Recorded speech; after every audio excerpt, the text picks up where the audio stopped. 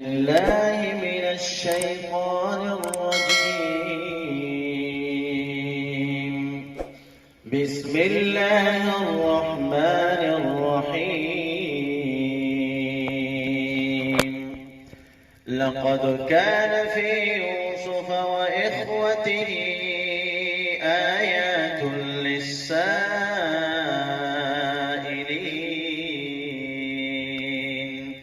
إذ قالوا ليوسف وأخوه أحب إلى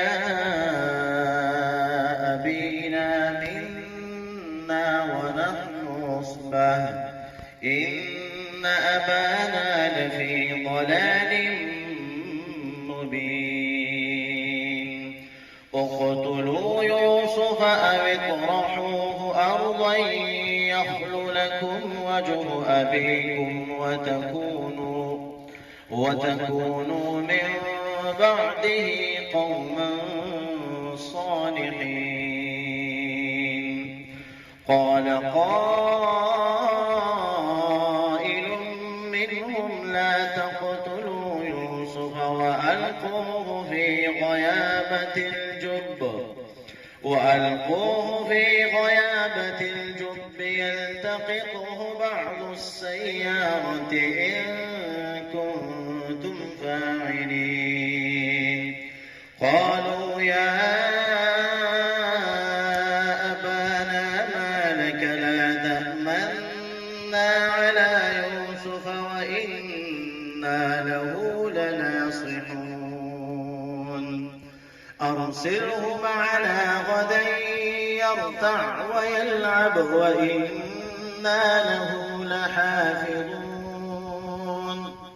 قال إني ليحزنني أن تذهبوا به وأخاف أن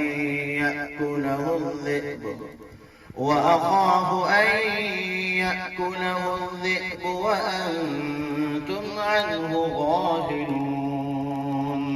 قالوا لئن أكله الذئب ونحن عصبة إنا إذا لخاسرون.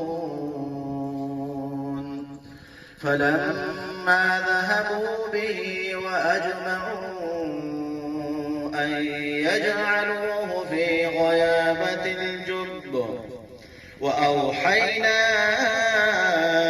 إليه لتنبئنهم بأمرهم هذا وهم لا يشعرون.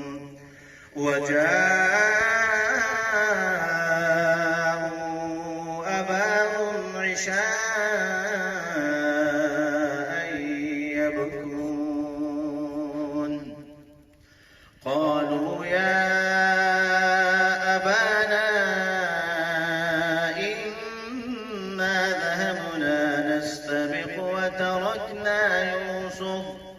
وتركنا يوسف عند متاعنا فأكله الذئب وما أنت بمؤمن لنا ولو كنا صادقين. وجاءوا على قميصه بدم كذب قال بل سولت لكم أنفسكم أمرا فصبر جميل والله المستعان على ما تصفون. وجاءت سيارة فأرسلوا واردهم فأدلى دلوه قال يا بشرى هذا غلام وأسروه بضاعة والله عليم بما يعملون. وشروه بثمن بخس دراهم معدودة وكانوا فيه من الزاهدين. صدق الله